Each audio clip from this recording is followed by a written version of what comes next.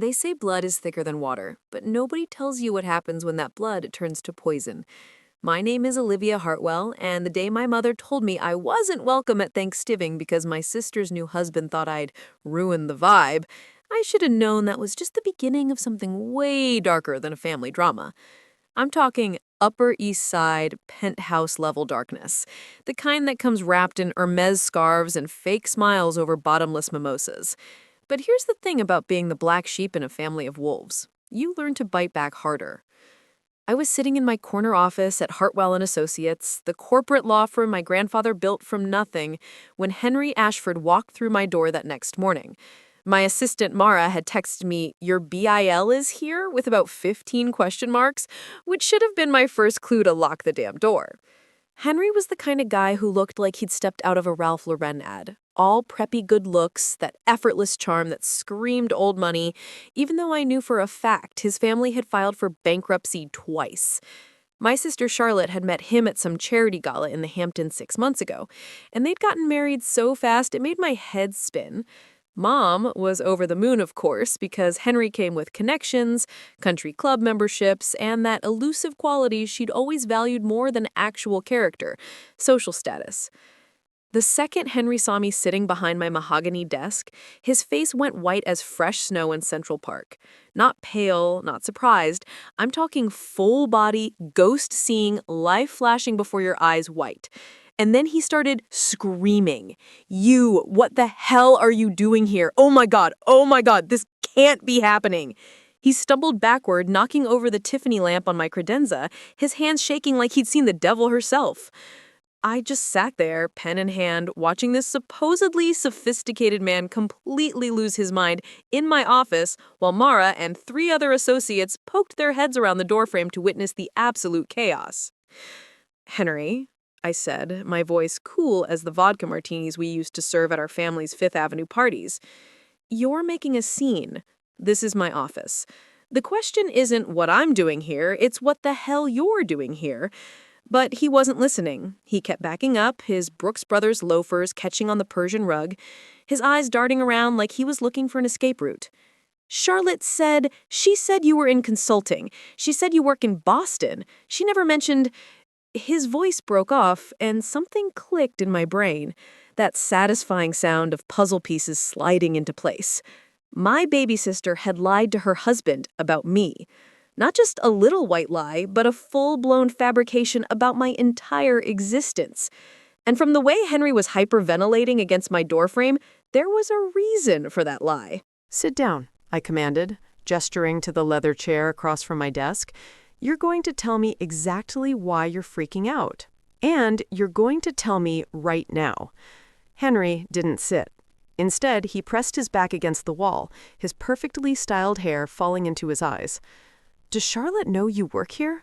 Does your family know?" I leaned back in my chair, crossing my legs, letting him sweat it out for a minute. "My family owns this building, Henry. We own half of Midtown. So yeah, they know I work here. The real question is, why doesn't my sister's husband know basic facts about his wife's family?" That's when he bolted, just turned and ran out of my office like his Brunello Cucinelli pants were on fire, leaving me sitting there with 1,000 questions and 0 answers. Mara rushed in, her eyes wide. "Girl, what was that about? Your brother-in-law just sprinted past reception like he was training for the New York Marathon." I shook my head, already pulling out my phone. "I don't know, but I'm about to find out." I called Charlotte first, straight to voicemail, then Mom, same thing. It was like the entire Hartwell family had collectively decided that Thursday morning was the perfect time to go radio silent. So I did what any self-respecting lawyer with trust issues and unlimited resources would do. I called my private investigator. Marcus Chen had been doing work for our firm for 15 years, and if there was dirt to be found on anyone in Manhattan, he'd find it before lunch.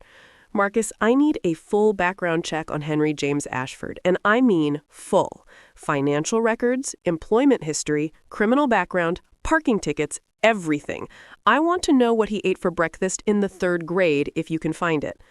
Marcus didn't ask questions. He never did. That's why I kept him on retainer. "Give me 48 hours," he said, and I could hear him already typing away on his end. "Make it 24, there's a bonus in it for you." I hung up and stared out my floor-to-ceiling windows at the Manhattan skyline, that concrete jungle where everyone had secrets and nobody stayed clean for long. The rest of the day dragged by like molasses in January. I couldn't focus on the merger documents spread across my desk or the client calls scheduled back to back.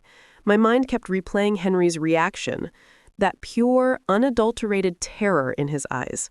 What could possibly make a man react that way to seeing his wife's sister?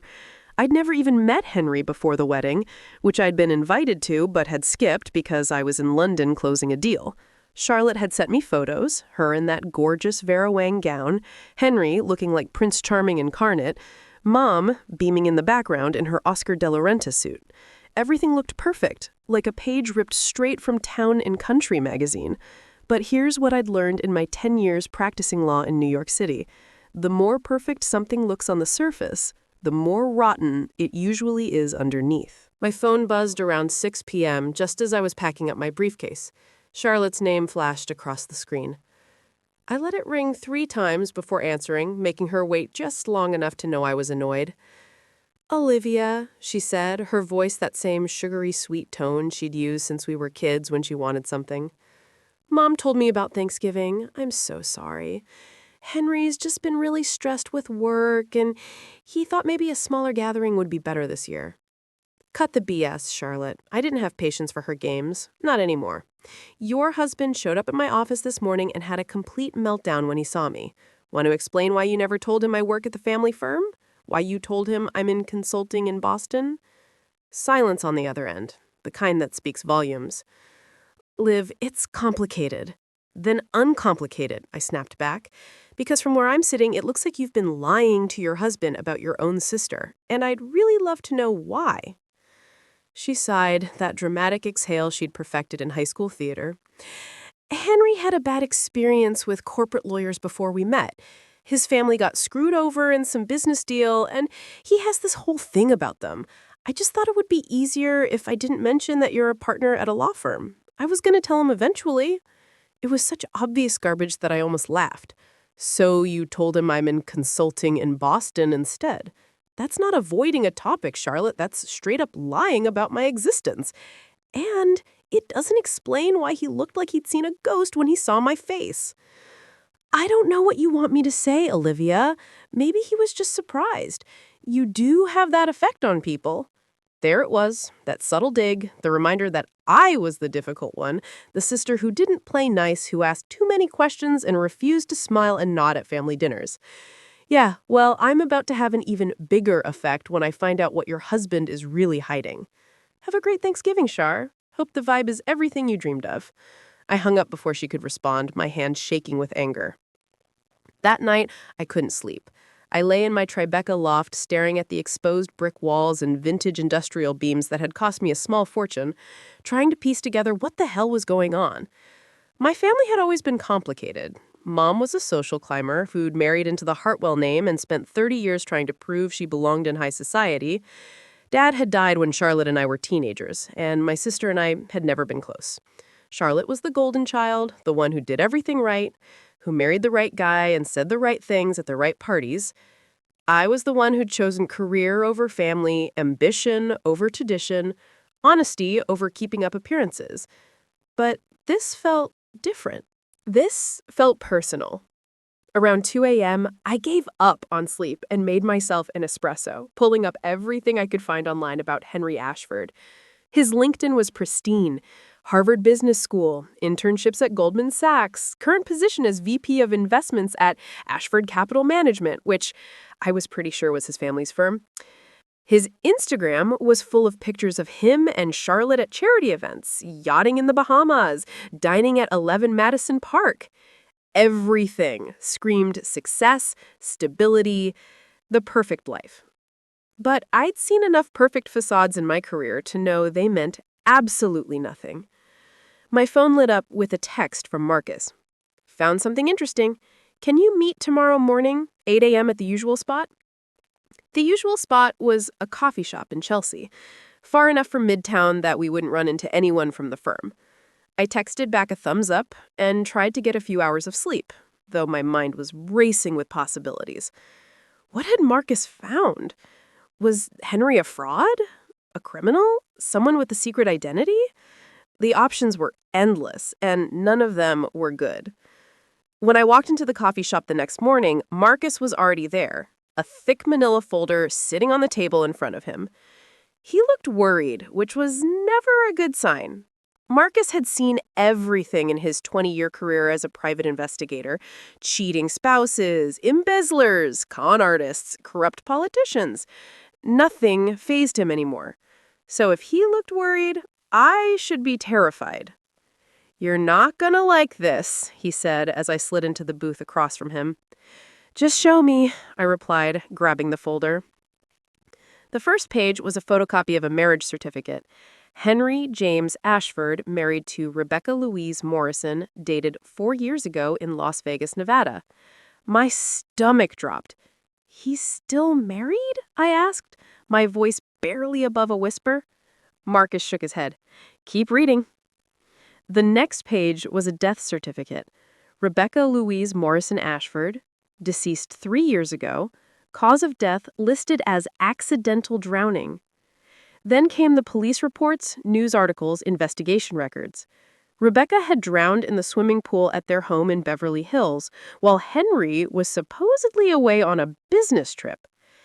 The investigation had been closed after 3 months, ruled an accident, despite some suspicious circumstances. Rebecca couldn't swim, the pool gate had been left open, and security cameras had mysteriously malfunctioned that night. "Oh my God," I breathed, flipping through page after page of documents.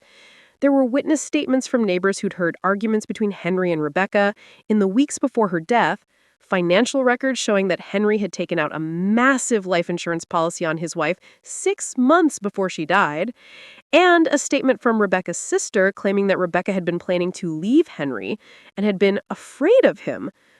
But the investigation had gone nowhere, partly because Henry's family had hired the best lawyers money could buy, and partly because there wasn't enough hard evidence to prove it was anything other than a tragic accident. Why isn't he in prison? I asked, looking up at Marcus. Because money talks, and the Ashford family had enough of it back then to make problems disappear.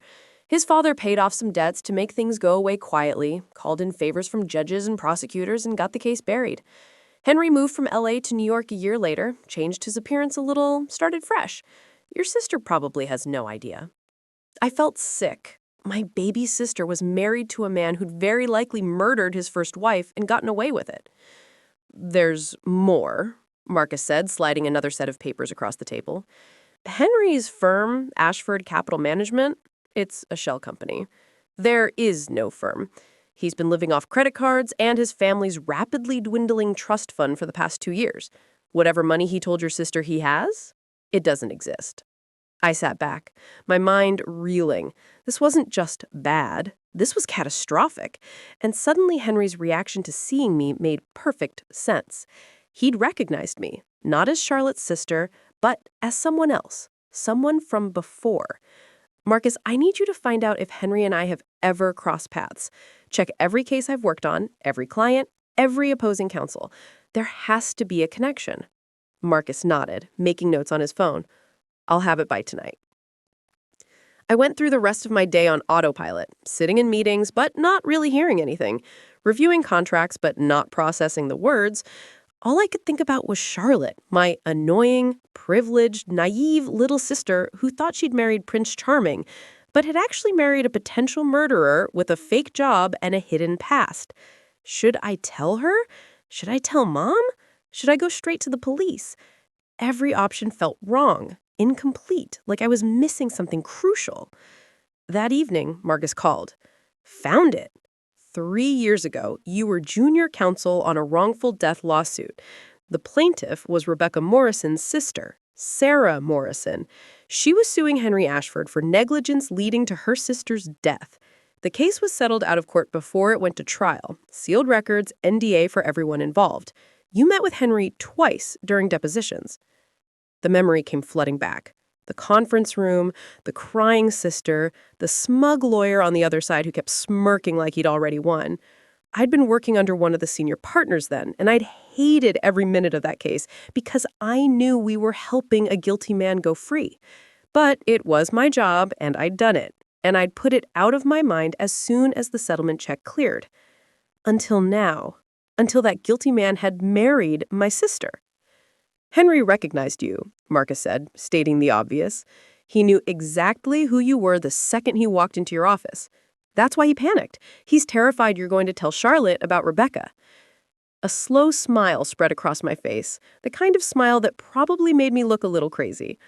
Oh, I'm going to do so much more than that. Over the next week, I became obsessed. I pulled every file I could find on the Rebecca Morrison case, reading through depositions and witness statements until I had them memorized. I hired Marcus to follow Henry, to document everywhere he went, everyone he met, every lie he told. I watched as my future brother-in-law spent his days pretending to go to an office that didn't exist, meeting with clients who were actually old college friends he was borrowing money from, coming home to my sister with flowers and kisses while building a house of cards that was about to collapse.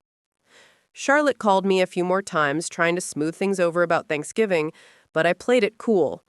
I told her I understood, that I wasn't mad, that I hoped they had a wonderful time. I could hear the relief in her voice, that same naivety that had always made her easy to manipulate. She had no idea what was coming. Mom called too, guilt-tripping me about missing the family holiday, reminding me that family was everything, that I needed to make more of an effort to get along with Henry.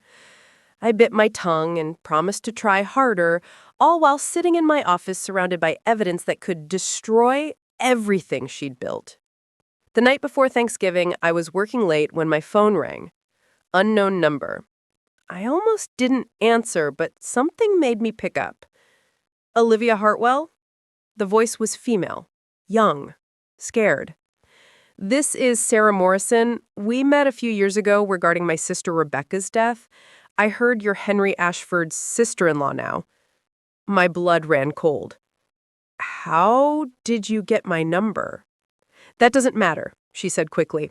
What matters is that your sister is in danger. Henry is dangerous. I know you helped him get away with killing Rebecca, but I'm begging you, don't let him do it again.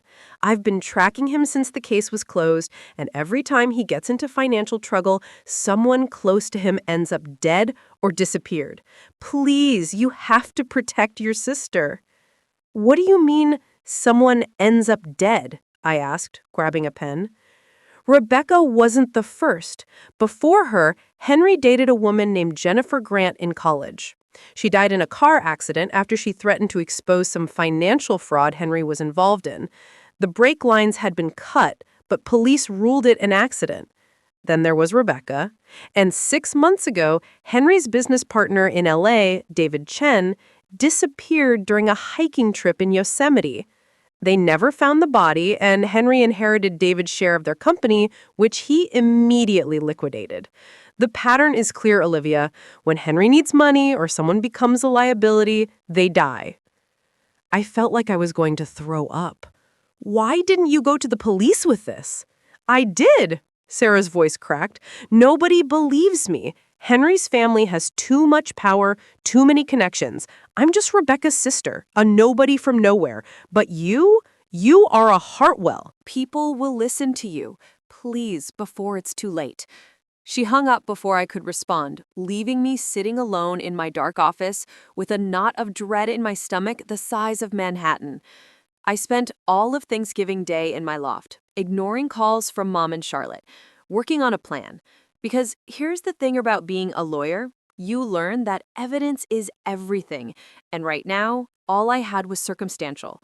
I needed something concrete, something that would make the police reopen their investigations, something that would expose Henry for what he really was before he could hurt Charlotte. I needed him to confess, or I needed to catch him in the act of doing something illegal. And I had a pretty good idea of how to make that happen. The day after Thanksgiving, I sent Henry a text from a burner phone. We need to talk about Rebecca. Meet me at Pier 45, 10 p.m. tonight. Come alone." I knew he'd come. He was too paranoid not to, too worried about what I might know, what I might tell Charlotte. I set up a video camera on the pier, hidden in my bag with a lens pointing out, and I wore a wire that Marcus had lent me. If Henry confessed to anything, I'd have it on tape. If he threatened me, even better, I could take that straight to the cops. He showed up at 10:03 p.m., looking around nervously, his hands shoved deep in his Burberry coat pockets. The pier was nearly empty, just a few joggers passing by, the Hudson River stretching out dark and cold beside us. "Olivia," he said, his voice shaking, "what do you want?" I turned to face him, my expression cold. "I want the truth about Rebecca Morrison." His face went white again, that same terrified expression from my office. "I don't know what you're talking about." "Yes, you do," I said, stepping closer. "I was there, Henry. I was part of the legal team that helped you get away with killing your wife. And now you've married my sister. And I want to know why." It was an accident," he stammered, backing up toward the railing. "Rebecca's death was ruled an accident. The investigation is closed." "The investigation is closed because your family paid off half the LAPD and threatened the other half," I shot back. "But I know the truth. I know about Jennifer Grant. I know about David Chen. I know you're broke and you're running out of people to steal from. Is that why you married Charlotte? Because she comes with the Hartwell fortune attached?" Henry's eyes darted around, looking for an escape route, but I'd positioned myself between him and the exit. You don't understand," he said desperately. "I never meant for anyone to get hurt. Things just got complicated and I had to make choices." "Choices?" I laughed, a harsh sound that echoed across the water. "You murdered 3 people, Henry. That's not making choices. That's being a serial killer." "It wasn't like that," he shouted, and for a second I thought he might cry. "Jennifer was going to ruin my life over a stupid mistake. Rebecca was going to leave me and take everything. David was going to expose the fraud and I would have gone to prison. I didn't have a choice." "You just confessed," I said quietly, touching the wire under my shirt to make sure it was still recording. "You just admitted to 3 murders." The realization hit him like a truck. His face went from terrified to furious in 2 seconds flat. "You're recording this?" It wasn't a question. "Smart and homicidal," I said. "What a catch my sister found." Henry lunged at me, his hands reaching for my throat, and I dodged, running toward the exit. But he was faster, catching my arm and yanking me back. "You're not ruining this for me," he snarled, his fingers digging into my skin. "I finally found someone stupid enough to marry me, rich enough to solve my problems, and I'm not letting you take that away." I kneed him in the groin, and he doubled over, cursing. I ran toward the street, but he grabbed my ankle, and I went down hard on the concrete, my phone skittering across the pier. Henry climbed on top of me, his hands around my throat squeezing. "I should have killed you the second I saw you in that office," he hissed, his face inches from mine. "But it's not too late. A tragic mugging gone wrong, the lawyer working late who was in the wrong place at the wrong time. Charlotte will believe it. Your mother will believe it, and I'll comfort them while I drain every penny from the Hartwell accounts." Black spots danced in my vision as he squeezed harder. I couldn't breathe, couldn't think, couldn't move. This was it. I was going to die on a pier in Manhattan, strangled by my sister's psychopath husband, and nobody would ever know the truth. But then I heard footsteps, shouting, and suddenly Henry's weight was gone. I gasped for air, rolling onto my side, coughing and choking. Through blurred vision, I saw Marcus Chen pulling Henry off me, 2 uniformed police officers running toward us, weapons drawn. "NYPD, get on the ground," they shouted, and Henry dropped, his hands behind his head, his face pressed against the cold concrete. I sat up slowly, my throat on fire, my head pounding. Marcus knelt beside me, helping me to my feet. "I called the cops the second you left your apartment," he said. "No way I was letting you do this alone." The officers handcuffed Henry, reading him his rights while he screamed about lawyers and false accusations and police brutality. But I had it all on tape, the confession, the attack, everything. As they hauled him away to the patrol car, he looked at me with pure hatred in his eyes. Charlotte will never believe you. She loves me. She'll think you made this all up because you're jealous. I smiled through the pain. Guess we'll find out. The next morning, I sat in my mother's penthouse apartment with Charlotte and Mom, the video playing on the big screen TV in the living room.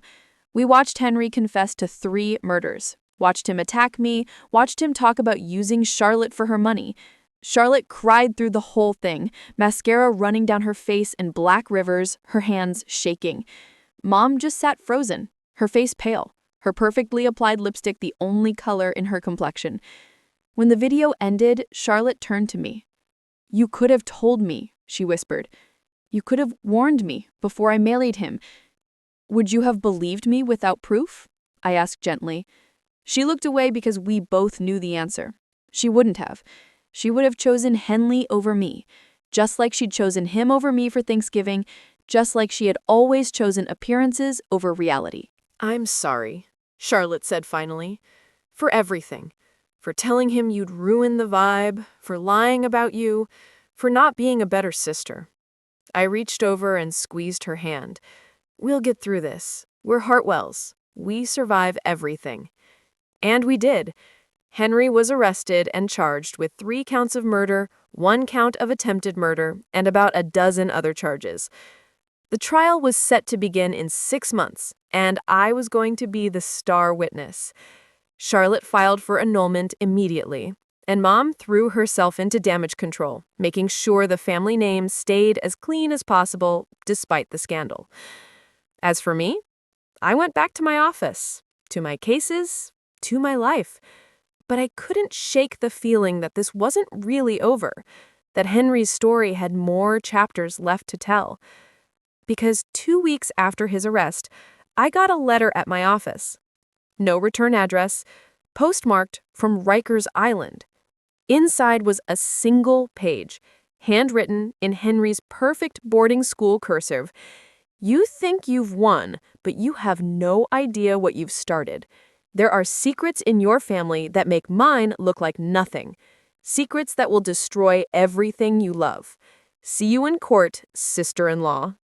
I held that letter in my shaking hands, reading it over and over, wondering what the hell he meant. What secrets? What was he talking about? And why did I have the horrible feeling that the real nightmare was just beginning? Henry's letter sat in my desk drawer like a loaded gun, those words burning into my brain every time I closed my eyes. Secrets that make mine look like nothing. Secrets that will destroy everything you love. I'd read that damn thing so many times, I had it memorized, and still I couldn't figure out what he was playing at. Was it just mind games from a cornered predator, or did Henry actually know something about my family that I didn't? The question gnawed at me like a rat in the walls, constant and impossible to ignore. 3 weeks after Henry's arrest, I was working late in my office when Marcus called. "We need to talk. In person. Now." The urgency in his voice made my stomach drop. Marcus wasn't the type to get rattled easily, but he sounded genuinely spooked. "My office in 20, I said, already shoving files into my briefcase. When he walked in, he looked like he hadn't slept in days, his usually neat appearance disheveled, his eyes bloodshot. "You're not going to like this," he said, which seemed to be his catchphrase lately. "Just tell me." He pulled out his laptop, opened a file, and turned the screen toward me. After Henry's arrest, I started digging deeper into the Ashford family, trying to understand how they managed to bury so many bodies, figuratively and literally. I found connections to some pretty shady people, corrupt cops, bent judges, mob lawyers, but then I found something else, something that doesn't make sense. He clicked through several documents, banking records, wire transfers, shell company registrations. The Ashford family has been laundering money for years through various front companies. That's how they stayed afloat after the bankruptcies. But 6 months ago, they started funneling money through a new channel, a company called Cornerstone Holdings, LLC. "So what's the problem?" I asked, not understanding why this had him so freaked out. "The problem is that Cornerstone Holdings is owned by your mother." The room tilted sideways. I gripped the edge of my desk, trying to process what he just said. "That's impossible. My mother wouldn't..." But Even as I said it, I knew I was lying to myself. Mom had always been obsessed with money, with status, with maintaining the Hartwell image no matter what it cost. There's more, Marcus said quietly. I traced the money backward, and it gets worse.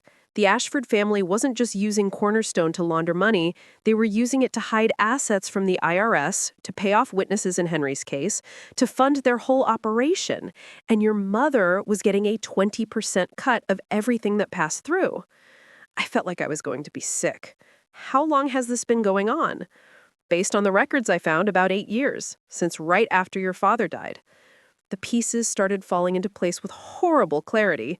Dad's sudden death, the closed casket funeral, Mom's insistence that we not request an autopsy, her mysterious financial comeback after he was gone. I'd always thought she'd just been smart with his life insurance money. But now I was seeing a much darker picture. You think my father's death wasn't natural, I said slowly. Marcus nodded. I think your mother might have killed him, and I think Henry knows about it. The office felt too small, the walls closing in around me. I stood up, paced to the window, stared out at the glittering Manhattan skyline without really seeing it. My mother was a lot of things: cold, calculating, obsessed with appearances, but a murderer? And working with the Ashfords to launder money? It was insane. Except it wasn't. Not really. Not when I thought about how quickly she'd bounced back after Dad's death, how she'd suddenly started taking mysterious trips to the Caymans, how she'd been so eager to welcome Henry into the family despite barely knowing him. She set up Charlotte's marriage, I said, the realization hitting me like a freight train. She introduced Charlotte to Henry at that gala. She orchestrated the whole thing. I think so, Marcus agreed. I think your mother and the Ashfords had some kind of arrangement. Henry marries into the Hartwell family, gets access to your legitimate money to cover his tracks, and in exchange, your mother gets protection from whatever roles she played in the money laundering scheme. It's mutually assured destruction. If Henry goes down, he takes your mother with him. If your mother talks, she exposes Henry's whole operation. I turned back to face him, my mind racing through the implications. That's why he wrote that letter. He's threatening to expose Mom if I testify against him. Marcus closed his laptop, his expression grim. What are you going to do? That was the million-dollar question, wasn't it? I could go to the police with this new evidence, expose my mother's crimes along with Henry's, watch my entire family empire crumble into dust. Or I could stay quiet, let Henry rot in prison, and pretend I didn't know that my mother was probably a murderer and definitely a criminal. The lawyer in me knew what I should do. The daughter in me was terrified of what that would mean. I need more proof, I said finally. Everything you've shown me is circumstantial. Bank records can be faked. Shell companies can be explained away. If I'm going to accuse my mother of murder and money laundering, I need something concrete. Way ahead of you, Marcus said, pulling out a small envelope. Inside was a key, old in brass with an ornate design on the handle. I found a safety deposit box registered under your father's name at a bank in Queens. This is the key. Whatever's in there, your mother doesn't know about it because she's been looking for this key for years. I found documentation showing she hired 3 different private investigators to find it after your father died. I took the key, feeling its weight in my palm. How did you get this? Your father gave it to his estate lawyer before he died, along with instructions to give it to you if anything suspicious happened to him. The lawyer died 5 years ago, and his files went into storage. I tracked them down. My hands were shaking. When can we access the box? Bank opens at 9. I already called ahead and verified that the box is still active, that you're listed as a secondary on the account. Whatever your father wanted you to see, it's been waiting for you for 15 years. I couldn't sleep that night. I lay in my bed, staring at the ceiling, thinking about my father. Richard Hartwell had been a complicated man. Brilliant, driven, sometimes cold, but I'd always believed he loved us. Charlotte and I had been devastated when he died of a supposed heart attack at 53, healthy one day and gone the next. Mom had insisted on a quick funeral, no autopsy, cremation within 48 hours. At the time, I thought she was just in shock, processing grief in her own way. Now I wondered if she'd been covering her tracks. The next morning, I met Marcus at the bank in Queens, a small institution called First Citizens Trust that looked like it hadn't been updated since the 80s. The manager, a woman named Mrs. Patterson, who must have been 1,000 years old, led us down to the vault. "Haven't had anyone access box 1847 in 15 years, she said, her voice creaky. "Wondered if anyone would ever come for it." She used her key, and I used mine, the box sliding out of the wall with a metallic scrape that echoed in the small room. Mrs. Patterson left us alone, and I stared at that closed metal box like it might explode. "You want me to open it?" Marcus asked gently. I shook my head. This was something I needed to do myself. I lifted the lid, my heart hammering so hard I could hear it in my ears. Inside was a stack of documents, a flash drive, and a sealed envelope with my name written on it in my father's handwriting. I picked up the envelope first, my fingers trembling, and tore it open. The letter inside was dated 2 weeks before his death. "Dearest Olivia," it began. "If you're reading this, then I'm dead, and it probably wasn't natural causes. I'm writing this because I need someone to know the truth, and you're the only one I trust to do something about it.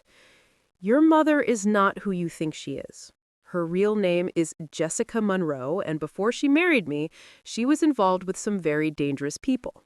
I didn't know this when we met. She'd reinvented herself completely, created a whole new identity. But 5 years ago, her past caught up with her. A man named Victor Ashford approached me with proof of who Jessica really was, along with evidence of crimes she committed before we married. He blackmailed me into helping him launder money through the firm, threatening to expose Jessica and destroy our family if I refused." I stopped reading, my vision blurring with tears. Marcus put a hand on my shoulder, but I kept going. "I've been trying to find a way out for years, but Victor has his hooks in too deep. He's got cops, judges, prosecutors on his payroll. He's untouchable. And now Jessica has gotten involved willingly, taking cuts of the money, helping Victor expand his operation. She has become the very thing I was trying to protect her from. I've gathered evidence against both of them. Financial records, recorded conversations, proof of bribes and payoffs. It's all on the flash drive in this box. If something happens to me, and I suspect it will soon because I've been asking too many questions, take this to the FBI. Not the NYPD. They're compromised. Go federal. Bring them both down. I'm sorry I wasn't stronger, Olivia." I'm sorry I let this poison seep into our family, but you're strong enough to finish what I couldn't. I love you. Always have, always will. Dad. I folded the letter carefully, my hands steady now despite the tears streaming down my face.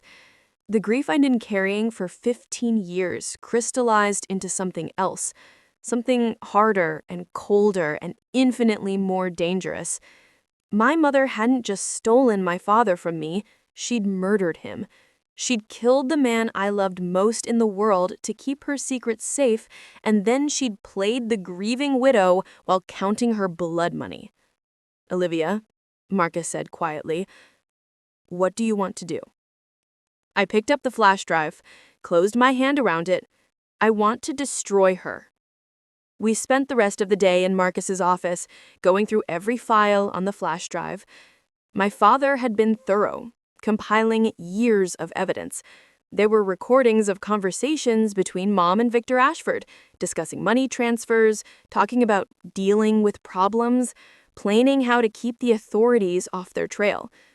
There were financial records showing millions of dollars flowing through shale companies, bribes paid to judges and cops, witnesses intimidated or paid off.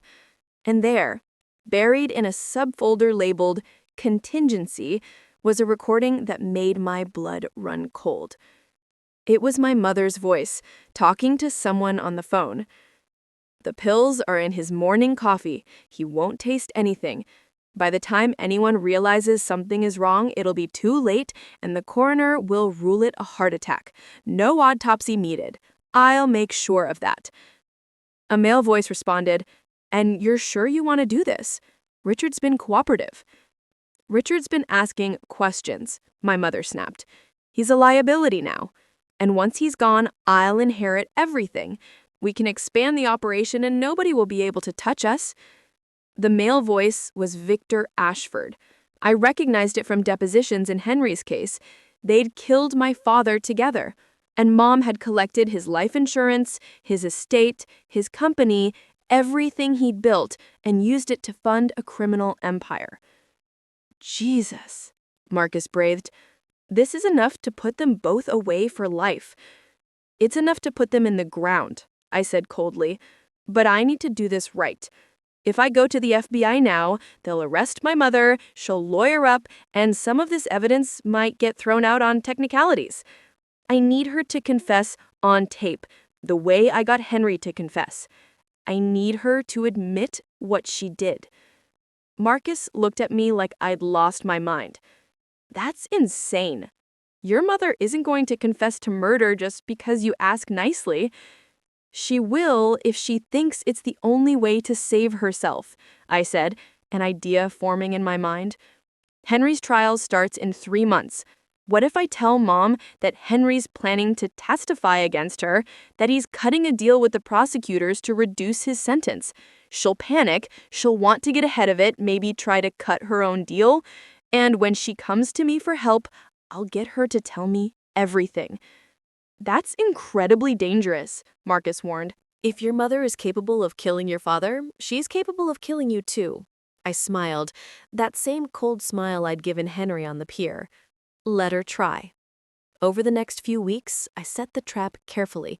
I planted stories in the press about Henry cooperating with authorities, about new witnesses coming forward, about the investigation expanding beyond just the murders to include financial crimes. I made sure Mom saw every article, every news report, and I waited for her to crack. It didn't take long. 10 days after the stories started appearing, she showed up at my office unannounced, her face pale beneath her perfectly applied makeup. "Olivia, we need to talk. Privately." I dismissed Mara, closed my office door, watched as my mother paced back and forth like a caged animal. "What's wrong, Mom?" I asked innocently. "You seem stressed." "Don't play games with me," she snapped. "Have you seen the news? Henry's talking to prosecutors. He's going to drag our entire family through the mud to save his own skin." "What does that have to do with us?" I asked. "He's the one who committed murder." She stopped pacing, turned to look at me with desperate eyes. "It's not just about the murders, Olivia. There are other things, financial things, connections that could look very bad if they came out. I need your help. I need you to make this go away." "What financial things, Mom? What connections?" She hesitated, and I could see her calculating, trying to figure out how much she had to tell me. "The Ashford family and I had business dealings. Nothing illegal, just investments. But with Henry's arrest, people might misinterpret—" "Stop lying," I interrupted. "I know about Cornerstone Holdings. I know about the money laundering. I know you've been working with the Ashfords for years." Her face went white, then red, then white again. Who told you? Does it matter?" I leaned back in my chair, studying her like she was a hostile witness on the stand. "Here's what I don't understand, Mom. Why? We had money. We had the firm, the properties, the trust funds. Why risk everything to work with criminals?" She sank into the chair across from my desk, suddenly looking every one of her 60 years. "You don't understand. You didn't know what it was like being married to your father. He controlled everything, the money, the business, my entire life. I had nothing of my own. Victor offered me a way to build something separate, something that was mine. So you killed Dad for it," I said flatly. The silence that followed was deafening. Mom's mouth opened, closed, opened again. "I don't know what you're talking about." "Yes, you do. You put pills in his coffee, you made it look like a heart attack, you blocked the autopsy, and then you took everything he built and used it to expand your criminal enterprise." I pulled out my phone, showed her the recording app that is currently running, "And you're going to tell me everything right now, or I'm taking what I already have to the FBI." She lunged at me, trying to grab the phone, but I was faster. pulling it out of reach. Sit down, Mom, or I press send and this recording goes straight to federal prosecutors. She sat, breathing hard, her eyes wild. You can't do this. I'm your mother. You're a murderer, I corrected. You killed my father. You destroyed our family. You put Charlotte in danger by pushing her toward Henry, knowing exactly what kind of monster he was. You don't get to play the mother card now.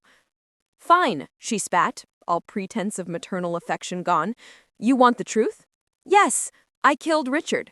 He was going to expose everything, going to destroy years of work, going to send me to prison. I couldn't let that happen. Victor and I had too much at stake. Tell me about Jessica Monroe, I said, watching her flinch at the name. Tell me who you really are. She laughed bitterly. Jessica Monroe died 30 years ago when I married your father. I created someone new, someone better, someone who belonged in penthouses and country clubs instead of trailer parks and dive bars. But you can't ever really escape your past, can you? Victor found me, recognized me from the old days when we ran cons together in Atlantic City. He threatened to expose me unless I helped him, and after a while I realized I missed it. The thrill, the danger, the power. Your father was so boring, so safe, so obsessed with his precious ethics. Working with Victor made me feel alive again. What about Charlotte and me? I asked, my voice breaking despite my best efforts to stay cold. Did we ever mean anything to you, or were we just props in your reinvention? She looked at me with something that might have been regret, if she was capable of feeling such things. I do love you both, in my way, but love doesn't pay the bills or keep you out of prison. When Victor's son Henry needed a way into a legitimate fortune, offering Charlotte made sense. She's beautiful, naive, perfect wife material. I knew you'd never fall for it. You're too smart, too suspicious. But Charlotte? She believes in fairy tales. And when I started getting close to the truth, when I started investigating Henry, I thought about having you dealt with, she admitted, casually, like she was discussing weather. Victor has people who could make it look like an accident. But you're my daughter, and despite everything, I couldn't quite bring myself to order your death. I thought maybe we could weather it, that Henry would go to prison alone and the rest would stay buried. I underestimated you. I stopped the recording, saved it, backed it up to 3 different cloud servers. Here's what's going to happen, Mom. You're going to turn yourself in to the FBI. You're going to confess to everything, Dad's murder, the money laundering, all of it. You're going to testify against Victor Ashford and anyone else involved in this operation. And in exchange, I'll ask the prosecutors to consider a plea deal instead of the death penalty. She laughed harshly. You think I'm going to prison? You think I'm going to throw away everything I've built? I don't think so, sweetheart. You're forgetting who has the power here. Am I? I pulled out the flash drive, set it on the desk between us. This contains 15 years of evidence that Dad compiled against you and Victor. Every financial transaction, every bribe, every crime. And I've already sent copies to the FBI, the Attorney General, and the New York Times. By this time tomorrow, your entire operation will be exposed. The only question is whether you cooperate now and maybe save yourself from the death penalty, or whether you go down fighting and take everyone you love with you. The color drained from her face. You wouldn't. Charlotte would be caught in the crossfire. The scandal would destroy her. Charlotte will survive, I said. She's tougher than you think. And she deserved to know the truth about her family, about you. We both do. For a long moment, we just stared at each other across my desk. 2 women who shared blood, but nothing else. Finally, she spoke, her voice barely above a whisper. I want immunity. You're not getting immunity. You killed my father. You don't get to walk away from that. Reduced sentence, then. 10 years maximum. I'll give you everything. Names, accounts, evidence that will take down Victor's entire network. But I want a deal in writing before I say another word. I thought about it, weighing justice against revenge, the law against my own rage.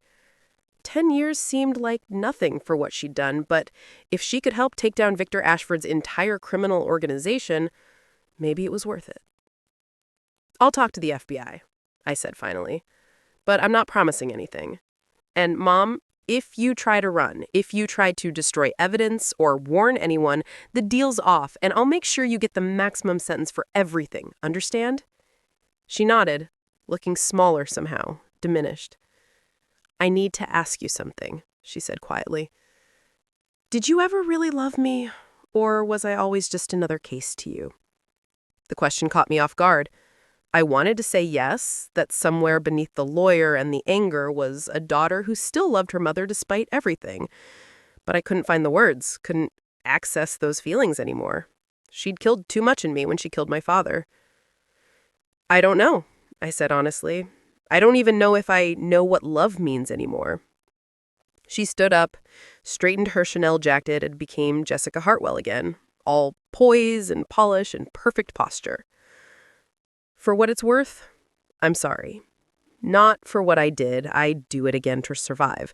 But I'm sorry you had to be the one to bring me down. You deserved a better mother. Yeah, I agreed. I really did.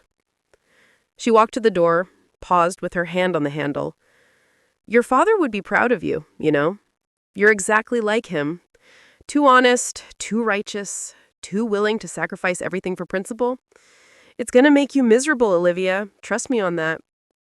I'd rather be miserable and honest than happy and corrupt. She smiled sadly. That's what he said too, right before I killed him. After she left, I sat alone in my office for a long time, processing everything that had just happened. I had gotten what I wanted, a confession, evidence, the truth about my father's death, but it didn't feel like victory.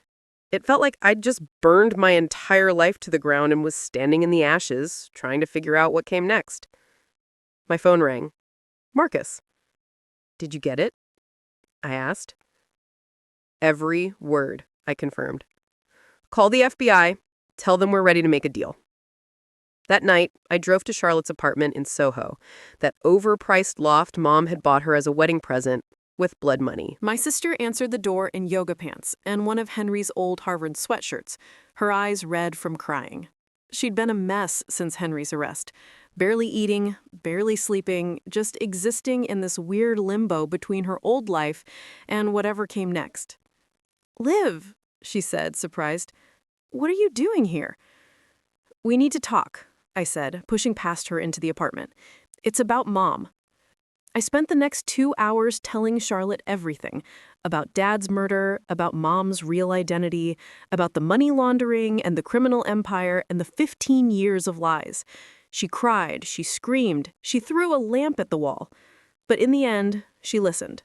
And when I was done, she looked at me with something I hadn't seen from her in years. Respect. What happens now? She asked, her voice hoarse from crying. Now, the FBI arrests Mom and Victor Ashford. There's going to be a trial, probably multiple trials. The press is going to have a field day with this. The Hartwell name is going to be dragged through every tabloid and news show in the country. It's gonna be hell. Good, Charlotte said fiercely. She deserves hell. They all do. I reached over and squeezed her hand. I'm sorry I couldn't protect you from this. I'm sorry our family turned out to be so twisted and horrible. She squeezed back. You did protect me. You got me away from Henry before he could kill me. You exposed Mom before she could destroy anyone else. You're the only one in this family who's not completely screwed up, Liv. Don't apologize for that. We sat together in her devastated apartment. Two sisters who'd never been close, suddenly bound together by shared trauma and mutual survival. Outside, the city glittered and hummed, oblivious to our family's implosion. Inside, we held on to each other and tried to figure out how to rebuild our lives from the rubble of everything we'd thought we knew. The next morning, FBI agents arrested Jessica Hartwell as she was having breakfast at her country club. They arrested Victor Ashford at his office in Connecticut. They arrested 6 judges, 12 police officers, and 23 other people involved in the money laundering operation. The story dominated every news cycle for weeks, each new revelation more shocking than the last. And through it all, I kept working. I went to my office, I took my meetings, I prepared for Henry's trial and Mom's trial, and what felt like 1,000 other legal proceedings. People whispered when I walked by, but I didn't care. Let them whisper. Let them judge. I'd done what was right, what was necessary, and I'd live with the consequences. But 2 months after Mom's arrest, something happened that I didn't expect. I got another letter. This one from a maximum security prison in upstate New York where they were holding Victor Ashford pending trial. Unlike Henry's letter, this one wasn't threatening. It was just 3 sentences. Your mother isn't the only one with secrets. Ask her about the night of March 15th, 1994. Ask her who really killed Jessica Monroe. I stared at that letter, my blood running cold, as I realized that despite everything I'd uncovered, despite all the confessions and evidence and revelations, I still didn't know the whole truth about my mother. And whatever Victor was hinting at, whatever happened on March 15th, 1994, was something that scared even him. The nightmare wasn't over. It was just getting started. March 15th, 1994. I stared at Victor Ashford's letter until the words blurred together, my mind racing through the implications. If Jessica Monroe wasn't really dead, if my mother had somehow faked her own death to become Mrs. Richard Hartwell, then who was buried under that name? And more importantly, what other bodies had she left in her wake? I grabbed my phone and called Marcus, my hands shaking so badly I almost dropped it. I need you to find out everything you can about March 15th, 1994. Anything that happened in Atlantic City on that date. Any deaths, any disappearances, anything at all. Marcus didn't ask questions, just said he'd get back to me within 24 hours. But I couldn't wait that long. I needed answers now, and there was only one person who could give them to me. My mother was being held at the Metropolitan Correctional Center in Lower Manhattan, awaiting trial in a high-security wing reserved for defendants considered flight risks. Getting in to see her required pulling strings and calling in favors, but being a Hartwell still meant something, even if that name was now synonymous with scandal and corruption. The guard led me through a series of locked doors and metal detectors to a small visiting room with gray walls and furniture bolted to the floor. Mom walked in wearing an orange jumpsuit that looked obscene on her, all wrong against her perfectly maintained blonde highlights and manicured nails. Prison hadn't broken her yet, but I could see cracks forming in that impeccable facade. "Olivia," she said, sitting down across from me with that same regal posture she'd always maintained, even in a federal holding cell. "I didn't expect to see you again so soon. Come to gloat?" "I came because Victor Ashford sent me a letter," I said, sliding it across the table. "He says Jessica Monroe didn't really die. He says I should ask you about March 15th, 1994. So I'm asking." The color drained from her face so fast I thought she might pass out. Her hands, which had been resting calmly on the table, started trembling. "That son of a bitch," she whispered. "He promised he'd never tell. We had an agreement." "What agreement, Mom? What happened on March 15th, 1994? She looked around the visiting room like she was checking for cameras or listening devices, then leaned forward, her voice dropping to barely above a whisper. "If I tell you this, it stays between us. Not the FBI, not the prosecutors, not anyone. This is the one secret that can never come out, Olivia. I'm not kidding about this." "I can't promise that," I said. "I've already turned over everything else. Why would I protect you now?" "Because this isn't about me," she hissed. "This is about you, about Charlotte, about who you really are. And trust me when I say you don't want this truth to come out." My blood ran cold. "What are you talking about?" She sat back, steadying me with those calculating eyes that had fooled my father, fooled everyone for 3 decades. "Jessica Monroe didn't die on March 15th, 1994. She was murdered. By me. Or rather, by the woman who became me." I felt like the ground had dropped out from under me. "You're not making any sense." "I was born Angela Russo," she said, slowly, deliberately.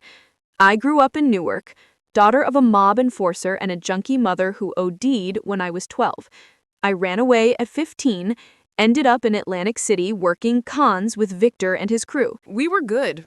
Really good. We'd target rich tourists, clean them out, disappear before anyone could catch us. That's where I met Jessica Monroe. She paused, her eyes distant, remembering. Jessica was everything I wasn't. Educated, sophisticated, from a good family that had fallen on hard times. She'd come to Atlantic City to try to win back money her father had gambled away, and she was terrible at it. I felt sorry for her at first. Then I realized she was my ticket out. We looked similar enough, same height, same build, same blonde hair, and she was alone, desperate, with no one who'd come looking if she disappeared. So I befriended her, got her to trust me, learned everything about her life, her past, her family. My stomach churned. What did you do? Victor and I took her out on his boat, told her we were going fishing, that we'd help her win back the money her father had gambled away, and she was terrible at it. We got about 10 miles offshore, and I hit her over the head with a wrench. She went into the water unconscious, probably drowned within minutes. We weighted her body down with chains and dropped her in a spot where the currents would take her far away. Then I became Jessica Monroe. She said it so casually, like she was describing a business transaction instead of a cold-blooded murder. I had her ID, her social security card, everything. I studied her mannerisms, her speech patterns, her history, until I could be her better than she ever was. Then I moved to New York, created a whole new background story, and landed a job as a secretary at Hartwell & Associates. Your father noticed me within a month. We were married within a year. I couldn't breathe. So my entire life has been built on a lie? You're not Jessica Monroe. You're a murderer named Angela Russo who stole a dead woman's identity. Yes, she said simply. And you need to understand something, Olivia. Jessica Monroe's family is still out there. Her younger sister, Margaret, has been looking for her for 30 years. She's hired private investigators, posted on missing persons websites, never given up hope that her sister might still be alive. If this truth comes out, if people find out that I murdered Jessica and took her place, Margaret will come for everything. She'll claim that the Hartwell fortune was built on fraud, that I had no right to marry your father, that everything we own should belong to the real Jessica Monroe's estate. The implications hit me like a tsunami. Charlotte and I aren't legally Richard Hartwell's heirs. We're the children of a marriage based on identity fraud. Exactly, Mom said. Every asset, every property, every dollar in the Hartwell accounts could be challenged. The firm, the buildings, the trust funds, all of it could be taken away. And that's not even considering the murder charge. I'd get life without parole, maybe the death penalty. Is that what you want? To destroy your own inheritance, your own sister's future, just to punish me? I stood up, my legs shaky, my mind reeling. You're evil. You're actually evil. You murdered an innocent woman, stole her life, built an empire on her corpse, and now you're trying to manipulate me into protecting you by threatening my inheritance. I'm trying to protect my daughters, she corrected. Like it or not, Olivia, we're in this together. If I go down for Jessica Monroe's murder, you and Charlotte lose everything. The choice is yours. I walked out of that visiting room feeling like I'd been gutted. Everything I'd believed about my identity, my family, my life had been a lie, built on top of another lie, built on top of murder. I wasn't Olivia Hartwell, daughter of Richard and Jessica. I was Olivia Hartwell, daughter of Richard and Angela, the child of a con artist and killer who'd murdered her way into high society. Marcus was waiting for me outside the prison, and one look at my face told him something catastrophic had happened. What did she tell you? I couldn't even form words at first. I just stood there on the sidewalk in Lower Manhattan, watching people rush past on their way to normal lives built on normal foundations, and I wanted to scream. Finally, I managed to speak. My mother murdered a woman named Jessica Monroe in 1994 and took her identity. Everything, our names, our inheritance, our legal right to the Hartwell fortune, it's all based on fraud. Marcus went pale. Jesus Christ. Does anyone else know? Victor Ashford knows. That's how he had leverage over my father, over my mother. That's the real secret he's been holding all these years. We went to Marcus's office and spent the next 12 hours going through every angle, every implication, every possible outcome. If the truth came out, Charlotte and I would be tied up in legal battles for decades. The real Jessica Monroe's family could claim that Mom's marriage to Dad was fraudulent, which would make Charlotte and me illegitimate in the eyes of inheritance law. We'd lose the firm, the properties, everything. Worse, we'd be forever known as the daughters of a woman who'd murdered her way into wealth. Our reputations, our careers, our entire lives would be destroyed.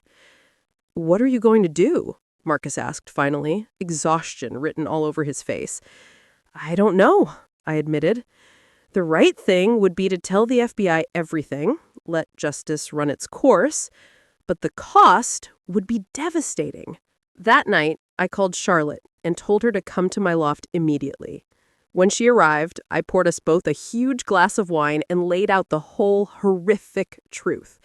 She listened in stunned silence, her face going from shock to horror to rage to despair. When I finished, she was crying, huge gasping sobs that shook her whole body. "So, we're nobody," she said between sobs. "We're not really Hartwells. We're the children of some con artist from Newark who murdered a woman and stole her life. Everything we are is fake." "We're still sisters," I said, putting my arm around her. "That's real. And Dad loved us, even if he didn't know the whole truth about who Mom was. That was real too." "But what do we do?" Charlotte asked, wiping her eyes. "If you turn her in for Jessica Monroe's murder, we lose everything. But if you don't, you're protecting a murderer. Again." That was the question that haunted me for the next week. I barely slept, barely ate, just paced my loft trying to figure out the right path forward. The lawyer in me knew I had a legal obligation to report the crime. The daughter in me wanted to protect what little we had left. And caught between those two impossibilities was the memory of my father's letter, his faith that I was strong enough to do what he couldn't. I thought about Jessica Monroe, the real one, the woman who died alone in the Atlantic Ocean 30 years ago. She'd had a family who loved her, a sister who was still looking for her, dreams and hopes that had been snuffed out by my mother's ambition. She deserved justice, even if it came 3 decades too late. And I thought about all the other victims, Rebecca Ashford, Jennifer Grant, David Chen, my father. How many people had died so that my mother and Victor Ashford could maintain their empire of lies? At what point did protecting my inheritance become more important than honoring the dead? On the 7th day, I made my decision. I called the FBI and told them I had new information about my mother's case. I met with the lead prosecutor and handed over everything: Mom's confession about Angela Russo and Jessica Monroe, the details of the 1994 murder, all of it. The prosecutor looked at me like I'd lost my mind. "You understand what this means for you and your sister?" he asked. "You're essentially destroying your own inheritance, opening yourself up to massive civil suits, guaranteeing that your family name will be associated with murder and fraud forever." "I understand," I said. "But it's the right thing to do." Within 48 hours, the FBI had exhumed Jessica Monroe's body from where Victor had told them it would be found. Dental records confirmed her identity. Margaret Monroe, Jessica's sister, who was now 52 and living in Pennsylvania, was notified that her sister had been found after 30 years. The media went absolutely insane. If the story had been big before it, now it was nuclear. Every news outlet in the country was covering the revelation that Manhattan's most prominent socialite had murdered a woman and stolen her identity 3 decades ago. Charlotte and I were hounded by reporters everywhere we went, our faces plastered across tabloids with headlines like Daughters of Deceit and The Imposter's Children. Margaret Monroe filed a lawsuit, claiming that Angela Russo had no legal right to marry Richard Hartwell under a fraudulent identity. Therefore, their children had no legitimate claim to his estate. It was exactly what Mom had warned me would happen. And watching it unfold was like watching my entire life get dismantled, piece by piece. The firm's clients started leaving, the board voted to remove my name from the letterhead, business deals fell through. Charlotte lost her socialite friends, her invitations to charity events, her place in the world she'd always known. We were pariahs, outcasts, the daughters of a monster. Henry's trial happened first. I testified against him, laying out everything about Rebecca Morrison, Jennifer Grant, David Chen. The jury found him guilty on all counts, and he was sentenced to life in prison without possibility of parole. As they led him away, he looked at me and smiled, that same charming smile he'd used to seduce my sister. You destroyed your own family to get me. Was it worth it? I didn't answer because I honestly didn't know. Mom's trial for my father's murder came next, followed by her trial for Jessica Monroe's murder. The evidence was overwhelming, the confessions damning. She was found guilty on both counts and sentenced to death by lethal injection. Victor Ashford got life in prison for his role in both murders and the money laundering operation. The corrupt judges and cops all went down one by one, like dominoes falling in slow motion. And through it all, Charlotte and I held on to each other.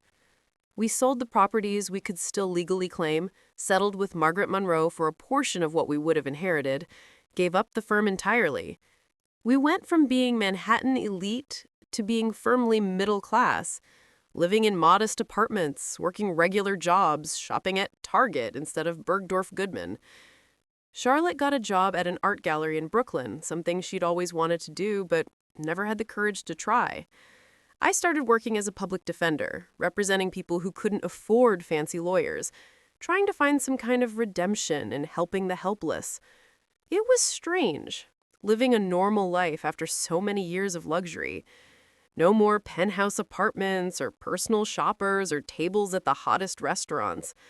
But it was also freeing in a way I hadn't expected. We weren't beholden to anyone anymore, weren't maintaining some impossible standard of perfection, weren't drowning in the weight of family secrets. We were just Olivia and Charlotte, 2 women trying to rebuild their lives from the ashes of everything they'd lost. 6 months after Mom's sentencing, I got a letter from Margaret Monroe. I almost didn't open it, expecting anger or more legal threats, but curiosity got the better of me. Dear Olivia, it began, I wanted to thank you for giving me closure about my sister Jessica. For 30 years, I've wondered what happened to her, blamed myself for not protecting her, dreamed about finding her alive. Learning the truth was devastating, but it was also a gift. Now I can finally grieve, finally let her rest. I know what it cost you to come forward with the truth. I know you lost your inheritance, your reputation, your place in society. I want you to know that I don't blame you for what your mother did. You were a victim too, in your own way. You're not responsible for her sins. I'm dropping the lawsuit against you and your sister. What money your father left you legally, you should keep. It won't bring Jessica back, and punishing you won't change what happened. I just wanted my sister to be found, to be remembered, to be mourned. You gave me that. Thank you. With gratitude, Margaret Monroe. I read that letter 3 times, tears streaming down my face, something inside me finally releasing. For months, I'd been carrying the guilt of destroying my family's legacy, of taking away Charlotte's future, of choosing principle over pragmatism. But Margaret's forgiveness made me realize something crucial. I'd made the right choice. Justice mattered more than money. Truth mattered more than reputation. honoring the dead mattered more than protecting the living from uncomfortable realities. Charlotte and I had dinner that night at a small Italian restaurant in the village. Nothing fancy, just good food and cheap wine, and the kind of honest conversation we'd never been able to have when we were Hartwell princesses. Do you regret it? She asked me as we shared a plate of pasta. Exposing everything? Losing all the money? I thought about it, really thought about it. No, I said finally. I regret that Dad died trying to protect us. I regret that Mom turned out to be a monster. I regret that we lost so many years believing lies. But exposing the truth? No, I don't regret that at all. Good, Charlotte said, raising her wine glass, because I don't either. For the first time in my life, I feel like I'm living honestly, like I'm not pretending to be someone I'm not, or maintaining some image that was never real anyway. It's terrifying and liberating at the same time. We clinked glasses, two sisters who'd survived the implosion of everything they'd known and come out the other side changed, but not broken. A year later, I visited my mother on death row. She looked old now, her blonde hair gone gray, her face lined with wrinkles that no amount of expensive skincare could have prevented. Prison had finally broken that impeccable facade, revealing the hard, bitter woman underneath. "Why did you come?" she asked, no warmth in her voice, no pretense of maternal love. "To say goodbye," I said. "Your execution is scheduled for next month. I thought you should know that Charlotte and I are okay. We're not rich anymore, we're not Hartwell royalty, but we're okay. We're living honest lives, building something real instead of something based on lies and blood money." She laughed bitterly. "You sound just like your father. Look where his precious honesty got him, murdered by his own wife and forgotten by everyone except his sanctimonious daughter." "People haven't forgotten him," I said quietly. "I had his body exhumed and properly tested. The coroner confirmed he was poisoned, just like we thought. I had him reburied with a new headstone that tells the truth about how he died. People visit his grave now, leave flowers, pay their respects to a man who tried to do the right thing, even though it cost him everything. That's the legacy he left. Not money or property or social status, but integrity. That's what I choose to remember." "How noble," she sneered. "And what's your legacy going to be, Olivia? The daughter who destroyed her own family? The lawyer who gave up millions to chase some abstract notion of justice? You threw away everything for nothing." "I threw away blood money for peace of mind," I corrected, "and I'd do it again in a heartbeat." I stood up, ready to leave, to walk away from this woman who'd given birth to me but had never really been my mother. Goodbye, Angela or Jessica or whoever you really are under all the lies. I hope you find whatever you're looking for in the next life, because you certainly didn't find it in this one. I walked out of that prison and didn't look back. Mom was executed 5 weeks later. Charlotte and I didn't attend, didn't issue statements to the press, didn't play the grieving daughters for the cameras. We just lived our lives, went to work, came home to our modest apartments. 2 years after everything fell apart, I was in a coffee shop in the West Village when someone tapped me on the shoulder. I turned around to see Sarah Morrison, Rebecca Ashford's sister, the woman who'd warned me about Henry back at the beginning of this nightmare. "I wanted to thank you," she said, sitting down across from me without asking. "Henry's in prison for killing my sister. Your mother's dead. Victor Ashford is never getting out. You did what the justice system couldn't do. You held them all accountable." "I just did what I had to do," I said, uncomfortable with her gratitude. "No," she insisted. "You did what was right, even though it cost you everything. That takes courage most people don't have. My sister can finally rest in peace because you were willing to sacrifice everything for the truth. That matters. That means something." After she left, I sat in that coffee shop for a long time, thinking about everything that had happened over the past 3 years. I'd lost my inheritance, my reputation, my place in society. but I'd gained something too. The ability to look at myself in the mirror without shame, to sleep at night without nightmares, to live with the knowledge that when it mattered most, I'd chosen justice over comfort. Charlotte and I still had dinner every Sunday, still called each other every day, still held on to each other when the world felt too heavy. We'd survived the destruction of our family, the exposure of every ugly secret, the loss of everything we'd thought defined us. And we'd come out the other side as better people, stronger people, honest people. That night, as I walked home through the streets of Manhattan, I thought about that Thanksgiving when Mom had told me I wasn't welcome because I'd ruined the vibe. She'd been right in a way. I had ruined the vibe, but the vibe had been toxic, built on lies and blood and corruption. Sometimes the only way to heal is to destroy everything that's infected and start over from scratch, even if it means losing everything you thought you wanted. I thought about my father's letter, his faith that I was strong enough to finish what he couldn't. I hoped, wherever he was, he knew I'd done it. I'd brought down the empire of lies he died trying to expose. I'd chosen truth over comfort, justice over convenience, integrity over inheritance. It had cost me everything, but it had also set me free. The moral of this story, if there is one, is simple but hard.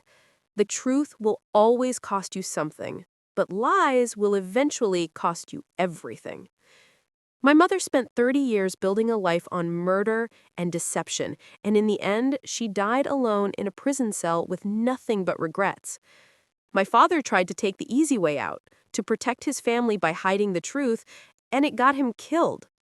Charlotte and I could have kept our inheritance by staying silent, but we would have been living a lie, building our futures on a foundation of blood and fraud. We chose differently.